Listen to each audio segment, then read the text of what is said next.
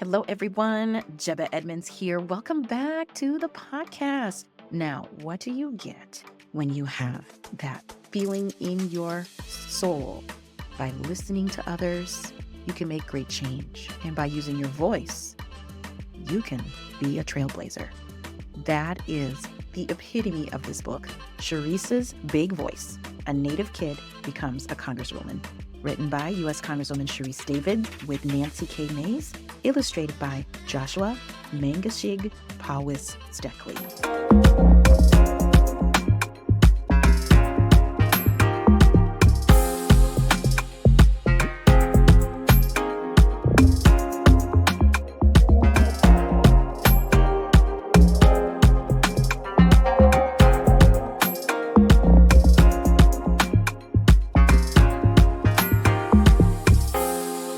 If you're not familiar with Cherise Davids' story, she's one of the first 2 Native American women in Congress, and she is also the first openly gay member of Congress to represent Kansas. This autobiographical book talks more about her personality and her drive to become a congresswoman. I love Cherise's personality, and she said, we have a lot in common, that she liked to talk a lot.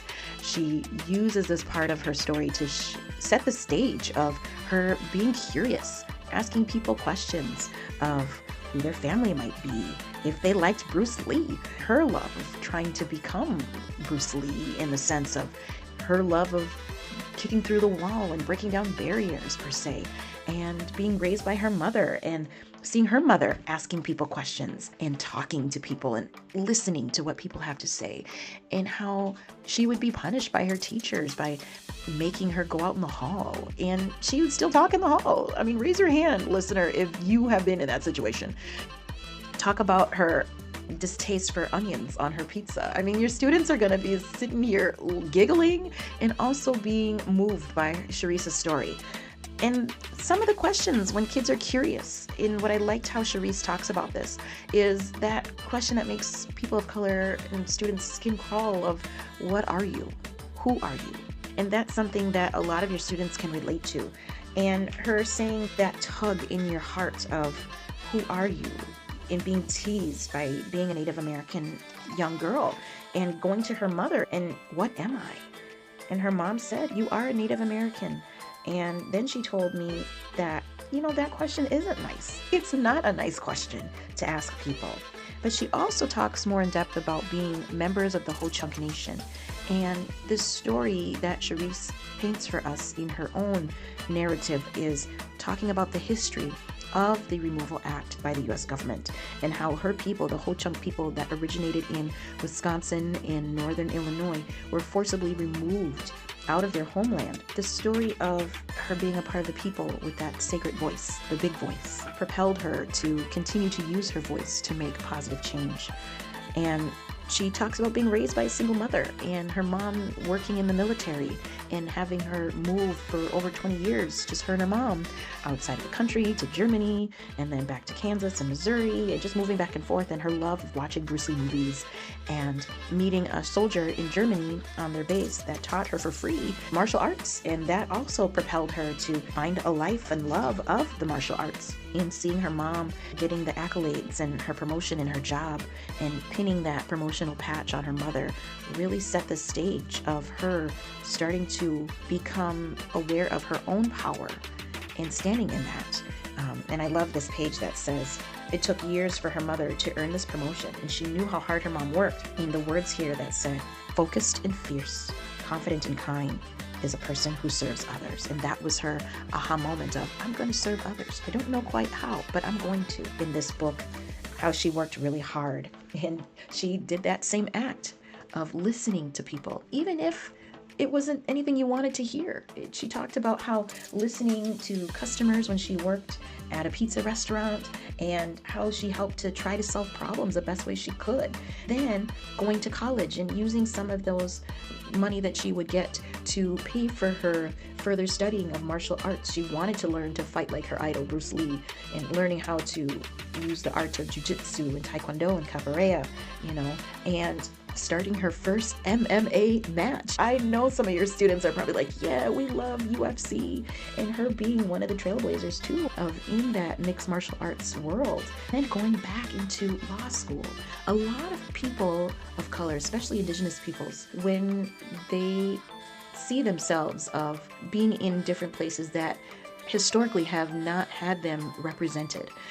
To her, that's where she finally found her place in a school where there were more Native Americans preparing to become lawyers. She was finally felt powerful in herself as a Ho Chunk member, but also never having to hear that question, what are you?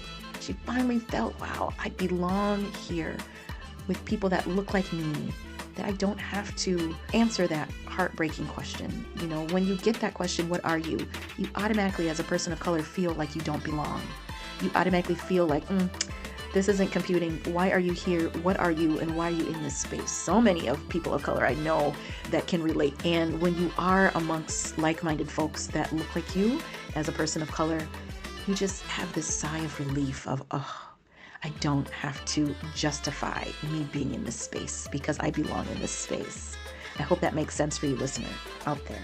These steps in her life, these trailblazing steps, and always thinking about that fundamental shift in her of listening to the people and using her big voice to make positive change. She ended up working in the White House and seeing that these laws that are being made aren't reflective of the people that they serve. So again, she used her big voice to continue to challenge and disrupt and help to create laws and fine-tune the laws to make sure all people, all walks of life are represented how they should be. Then she ran for Congress. I mean, you sit back and you go, wow, your students are going to listen to you read this book and they're going to be like, what? She had her love of martial arts. So she's watching Bruce Lee videos and trying to mimic and practice. And they can think about, okay, what kind of moves am I making by somebody that I love? You know, maybe that's a hockey player and you're trying to, perfect that wrist action. And she had that dream of being a lawyer and speaking up for those whose voices have been silenced.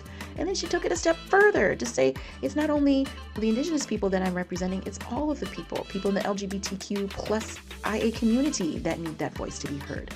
There's so many other people that have been silenced and disenfranchised and marginalized. And what can she do as a Congresswoman? And she did it. And she listened. I love how she empowers our students reading this book to say, yeah, you're going to get doubters. You're going to get people that you want to put yourself out there. That is the biggest form of courage, is to put yourself out there. But then you're going to have people doubting you every step of the way. But you don't need to listen to them. Because I feel like when we listen to the doubters is when we stifle ourselves and we stifle our own power. And she just talks about how she listened to everyone in her constituency in Kansas and how she won. Use your big voice to fight for your beliefs, and always remember, you deserve to be seen and heard, end quote. This book is so important. It talks a lot again about social justice. It talks a lot again about using your voice for good. It also talks a lot about listening and problem solving. These are the pillars in education that we need to focus on in 2024 and beyond. Sharice has an author's note that I want you to read here, as well as our illustrator. Also at the end of this book, you're going to learn more about the Ho Chunk Nation. It is written by John Greendeer, the former president of the Ho Chunk Nation, and he describes the origin story of the Ho Chunk peoples, as well as the history throughout the United States of the Ho Chunk people, just to paint you a picture of the traditions that they hold dear, as well as more in depth about the Removal Act in 1830 by U.S. President Andrew Jackson. So it really does give you a good background. I highly recommend you reading this book from the first page to the last and do more research on that Removal Act and the various tribal nations that had been displaced and disenfranchised by that law. I also want you to continue using the book as a launching pad to learn more about Cherise Davids and other people of color trailblazers in our U.S. government. When you are learning about various biographies of others, these are the people that your students can read about and know that these people are still in real time doing the work that their constituents had poised them to do by electing them. Share this episode with an educator or a friend who wants to learn more about trailblazers and how they make positive transformational change. I am so excited to share with y'all that this, drumroll, is my 100th episode. Oh, thank you for listening to me. If you're new or if you've been my tried and true from my first episode, I am so humbled and grateful and blessed that you have followed along this journey with me. I can't tell you how excited for the 100 plus more episodes that I'm going to create the Cultural Curriculum Chat podcast. I just have to sit back and reflect and think about me using my voice and listening to you all in trying to share on this platform books by BIPOC authors and books written about BIPOC people in the United States to help cultivate your knowledge and create conversations that you have with your students, that you have with your colleagues at work, all about diversity, equity, inclusion, and the big B, belonging. So many of you have reached out to me and said, Jeb, I don't even know where to go. I don't know where to start. I don't even know how to have this conversation with my kids or even my students. And I am listening to you all and I am looking for books. I tell you, I know I have a book habit. I love my books, but I'm finding these books to help answer your questions. I'm finding these individuals that are of all walks of life, that are authors themselves and creatives and even people that are our allies with that capital A, that want to see positive change in our students and in our workplaces to be more inclusive and more belonging.